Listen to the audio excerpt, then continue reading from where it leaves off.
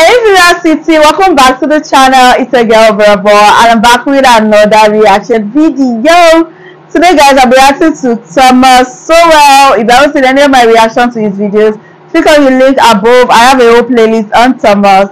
Today I'm going to be reacting to how Israel can preserve America's existence.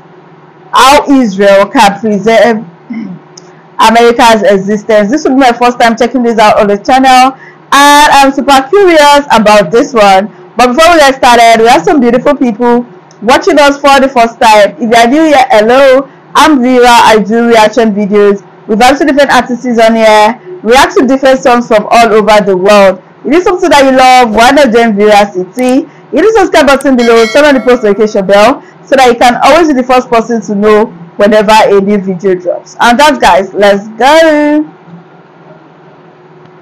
We're into segment 5, which I had in my notes titled The Point of No Return. You mentioned in Dismantling America such a point in foreign policy. Let me quote you, Tom. Iran is advancing step by step toward nuclear weapons, while the Europeans wring their hands and the United Nations engages in leisurely discussion.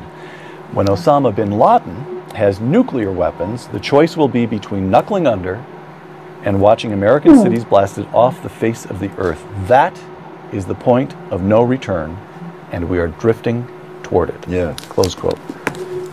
Nothing you've seen since you wrote that causes you to reconsider or mute your views? No. I was appalled earlier this year when I think it was Gates or someone else in the Pentagon leaked the fact that there were no contingency military plans for stopping Iran from getting nuclear weapons. And now recently, there have been some talk that there are now plans. Now, I have no idea whether that means that there really are plans or whether they see an election coming and they'd better create the impression that they have more plans. Because they've covered themselves very well, because they have international conferences over Iran, they have resolutions in the UN. These are what I call elaborate ways of doing nothing. Well, we've got, let me quote you, Michael Barone, the journalist, you know Michael Barone, this is just from a couple of days ago. Quote, Time magazine's Joe Klein and the American interests' Walter Russell Mead suggested to me that the Obama administration is seriously considering a military strike against Iran. Now comes further evidence in an opinion article in the Washington Post by Stephen Simon and Ray Takei. I'm not sure I'm pronouncing that correctly. Simon worked in Bill Clinton's National Security Council, and Takei is described as a former advisor to the Obama administration.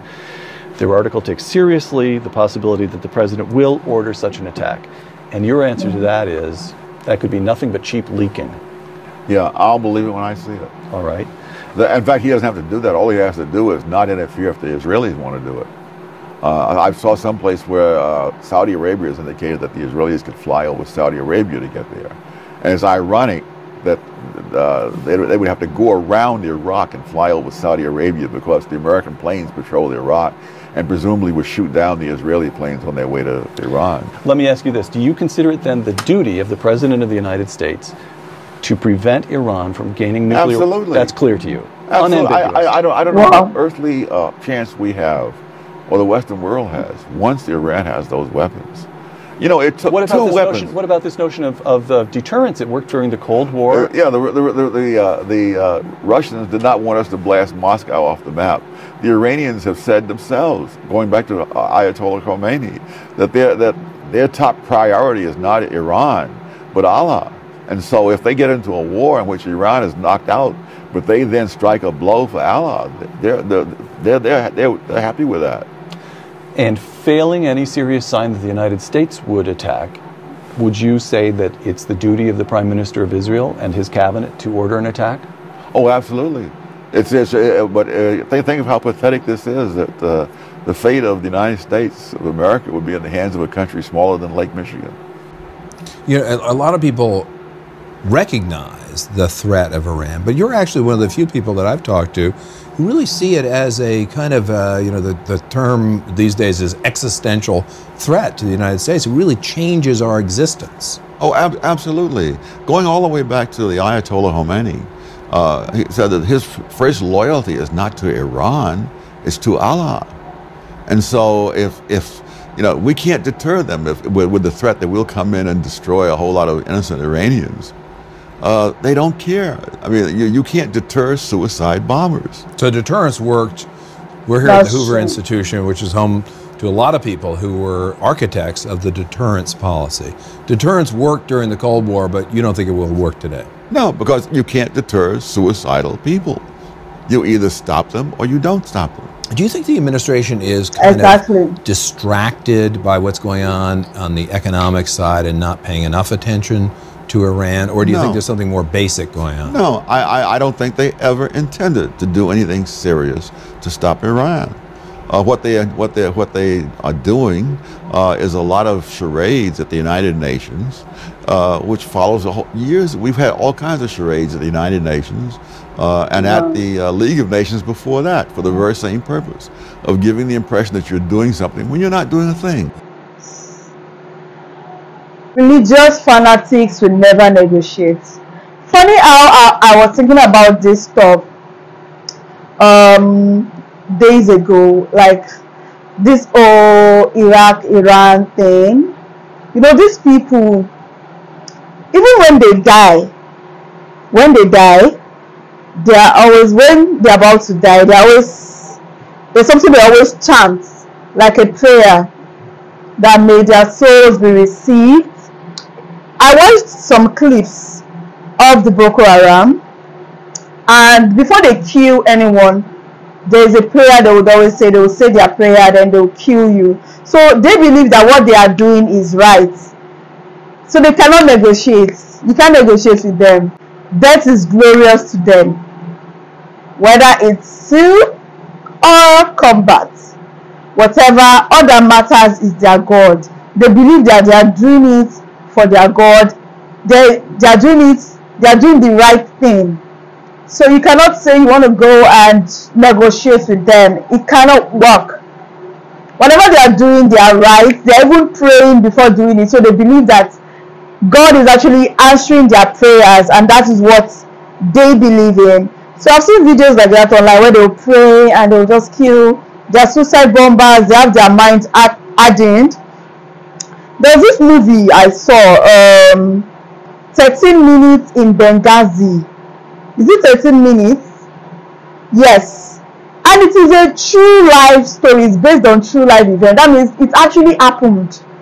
13 minutes in Benghazi. So they sent these soldiers to Benghazi, and that Benghazi was, terrorists were there, and these soldiers, they went there.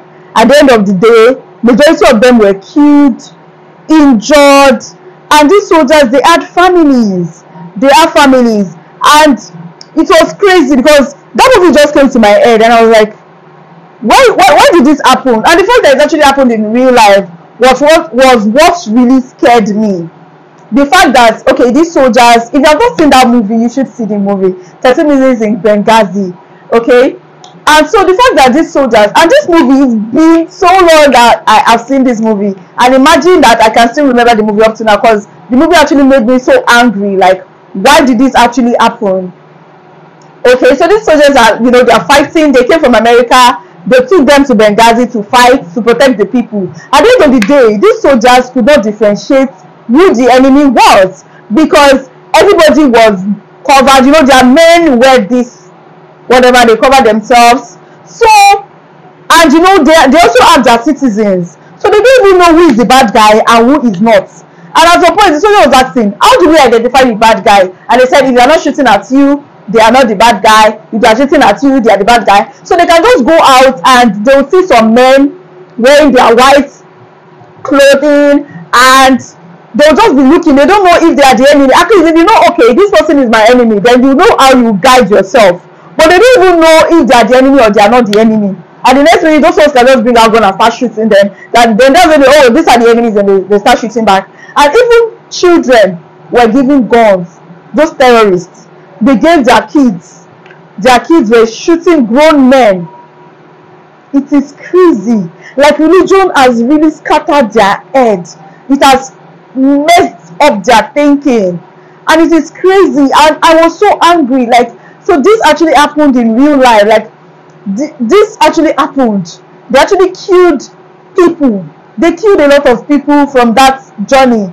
And that mission made those that survived that mission, they resigned from being a soldier. I don't even blame them from resigning, because no help came. They were outnumbered. It's like the whole city was fighting against them. They kept shooting. Every minute they are shooting. There was no rest for them, nowhere to hide. They didn't even know who to trust. They just took them there to end their lives. For what reason? So is this those kind of people you say you want to go and negotiate with? Those ones, they've sold their soul to death. Even if they die while being shot, they believe that they are going to heaven or wherever is their resting place. So they believe that they are going to meet their God. And when they are shooting, they are always praying. They will carry their gun and be praying. Hey! Do you understand? So those things are actually so sad. So sad. And the fact that it happened real is what is really scary for me. That is why whenever I see soldiers, I always pity them. I don't know. I feel really sorry for them. Because these soldiers were left unattended to. They were crying for help. Nobody came to help them. They had to defend themselves. I think probably only one person or two people survived that attack. And they were safe there in troops, in large numbers. They didn't come out alive. Some of them lost their legs. All for what? They said they didn't even understand what they went there to fight for. They said they almost lost their life for a battle they never understood. They didn't know what it was all about. They just knew they were sent there. It's crazy. So this talk just brought that movie back to my head, and I felt like sharing it with you guys. Honestly, I am tired of this whole thing, and I pray that peace reigns in this country, in the whole world. We need peace. Right now, even Nigeria, this country is not safe. They are kidnapping people. You can't even travel by bus. They kidnap people anyhow.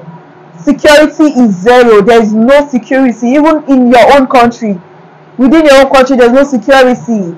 It is crazy. I pray God continues to guide us and help us and protect us. What are your thoughts on this? Let me know what you think about this video. I really enjoyed this. If you enjoyed this video as much as I did, please give it a huge thumbs up and please share this video. And if you're new here, join Veracity. Hit the subscribe button below, turn on the post notification bell so that you can always be the first person to know whenever a new video drops. Let me know what other kind of videos you love to me to react to, and I'll be at your service. And this is me signing out. Bye bye.